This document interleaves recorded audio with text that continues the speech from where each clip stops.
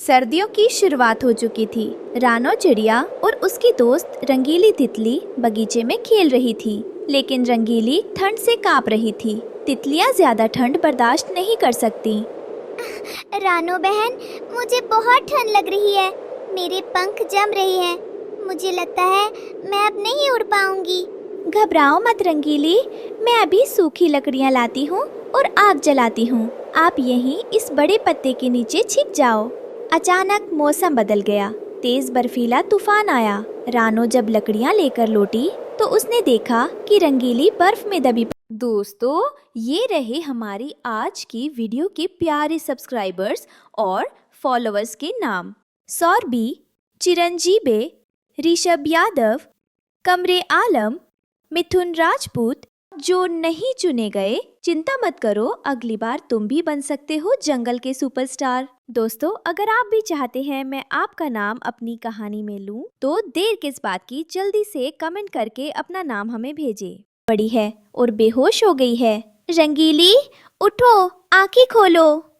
लकड़ियां तो गीली हो गई, अब आग कैसे जलेगी? आपको गर्मी कैसे मिलेगी? रानो बेहोश रंगीली को अपनी पीठ पर लादकर वैद्य जी के पास ले गई। वैद्य जी ने रंगीली की नब्ज देखी। इसकी हालत बहुत नाजुक है रानो। इसके शरीर का खून जम गया है। साधारण आग इसे नहीं बचा सकती। इसे जादुई गर्मी चाहिए। सफेद पहाड़ की चोटी पर एक लाल जादुई गुलाब खिलता है। सिर्फ वही इसे बचा सकता है। जंगल के रास्ते में एक लकड़ी के पुल के नीचे, जहाँ थोड़ी सूखी जगह थी, रानो पहाड़ की तरफ जा रही थी। रास्ते में उसे मटकू बंदर मिला, जो ठंड से बचने के लिए पुल के नीचे दुबक कर बैठा था। उसके दांत किटकिटा रहे थे। ए रानो, कटर कटर पागल हो गई है क्या? उधर सफेद पहाड़ की तरफ मत जा, वहाँ खून जमा देने वाली हवा चल रही है। मैं बंदर होकर भी यहाँ छिपा हूँ, तू तो नन्ही सी चिड़िया है, जम जाएगी। मटकू भाई, जान बचाने के लिए जान हथेली पर रखनी पड़ती है। मेरे पास रुकने का वक्त नहीं है। रानो बिना एक पल गवाए उड़ चली। हवा इतनी तेज थी कि रानो को पीछे धकेल रही थी, लेकिन उसे अपनी दोस्त की जान बचानी थी। हिम्मत मत हारना रानो, अगर मैं रुक गई तो मेरी दोस्त हमेशा के लिए सो जाएगी। पहाड़ पर चढ़ने से पहले रानो को जमी हुई झील पार करनी थी। वहाँ बिल्लू बिल्ला शिकार की ताप में बैठा था। उसने रानो को नीचे उड़ते देखा। म्याऊं, आज तो फ्रोजन चिकन खाने को मिलेगा। आ जाओ मेरी रानी। बिल्लू ने रानो को पकड़ने के लिए बर्फ पर छलांग लगाई। धड़ाम! बर्फ चिकनी थी, इसलिए बिल्लू बुरी तरह फिसल गया और गोल गोल घूमते हुए दूर जा गिरा। उफ, ये बर्फ तो दुश्मन निकली। बच गई चिड़िया।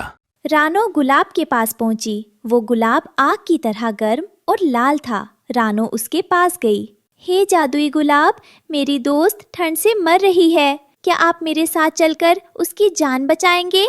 मैं चल तो सकता हूँ नन्ही चिड़िया, लेकिन मेरी एक शर्त है। क्या तुम सुनने को तैयार हो? गुलाब ने अपनी शर्त बताई। ये शर्त दिल दहला देने वाली थी। मैं अपनी गर्मी तभी दे सकता हूँ जब मैं अपनी एक एक पंखुड़ी गिरा दूं। हर पंखुड़ी के गिरने के साथ मेरी जान कम होगी और तुम्हारी दोस्त को जिंदगी मिलेगी। सुबह होने तक मैं पूरी तरह खत्म हो जाऊंगा। क्या तुम्हें मंजूर है? मुझे मंजूर है। एक जीवन बचाने से बड़ा कोई धर्म नहीं। रानो गुलाब को चोंच में दबाए वापस आ रही थी। कालू कौवे ने उसे देखा और हंसने लगा। अरे रानो, ये फूल ले जाकर क्या सजावट करेगी? वो तितली तो अब तक मर चुकी होगी। क्यों बेकार मेहनत कर रही है? कालू भाई, उम्मीद आखिरी सांस तक नहीं छोड़नी चाहिए। रानो घोंसले में पहुंची और गुलाब को रंगीली के पास रख दिया। गुलाब से लाल रंग की रोशनी और गर्मी निकलने लगी। रानो, अब पीछे हट जाओ। मेरा अंत और तुम्हारी दोस्त का आरंभ शुरू होने वाला है। गुलाब ने अपनी पहली पंखुड़ी गिराई। टिंग! जैसे ही पंखुड़ी गिरी, वो आग की चिंगारी में बदल गई और रंगीली के शरीर में गर्मी जाने लगी। रंगीली का नीला पड़ा शरीर थोड़ा गुलाबी होने लगा। हे भगवान, ये फूल तो खुद को जलाकर तितली को बचा रहा है। ऐसा चमत्कार मैंने कभी नहीं देखा। तूफानी रात में पूरा जंगल अंधेरे में डूबा था, लेकिन हरिया तोता जो चीड़ के पेड़ पर बैठा था, उसने एक अजीब चीज देखी। रानो के घोंसले से एक लाल रंग की दिव्य रोशनी बाहर आ रही थी, जो बर्फ को भी पिघला रही थी। ये क्या है? इतनी बर्फीली रात में आग जैसी रोशनी? ये कोई साधारण आग नहीं है। जरूर रानो के घर में कोई फरिश्ता आया है। हे भगवान, जो भी हो सबकी रक्षा करना। हरिया समझ गया था कि आज रात जंगल में कुछ ऐसा हो रहा है जो विज्ञान से परे है। रात गहरी हो गई थी। गुलाब आधा झड़ चुका था, वो अब छोटा दिखने लगा था। रानो एक कोने में बैठकर रो रही थी। वो खुश थी कि दोस्त बच रही है, पर दुखी थी कि गुलाब मर रहा है। गुलाब जी, आपको दर्द हो रहा होगा ना? किसी के काम आने में दर्द नहीं, सुकून मिलता है रानो।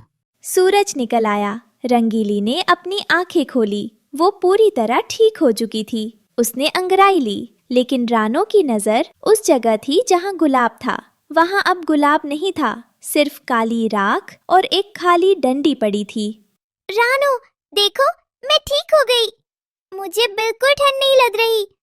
पर यहाँ इतनी गर्मी कैसे थी? रानो ने रंगीली को पूरी बात बताई। दोनों ने रोते हुए गुलाब की राख को मिट्टी में दबाया। उसने मेरे लिए अपनी जान दे दी। मैं इस जीवन को कभी बर्बाद नहीं करूंगी। हाँ रंगीली, ये जीवन अब उसका उपहार है। हम हमेशा उस गुलाब को याद रखेंगे। सूरज की किरणें अब पूरी तरह जंगल में फैल चुकी थी। रानो और रंगीली ने जहाँ जादुई गुलाब की राख को मिट्टी में दबाया था, वहाँ वे दोनों सिर झुकाकर बैठी थी। उनकी आंखों में आंसू थे, पर दिल में गुलाब के प्रति कृतज्ञता। अचानक उस मिट्टी से एक धीमी सी सुनहरी रोशनी फूटने लगी।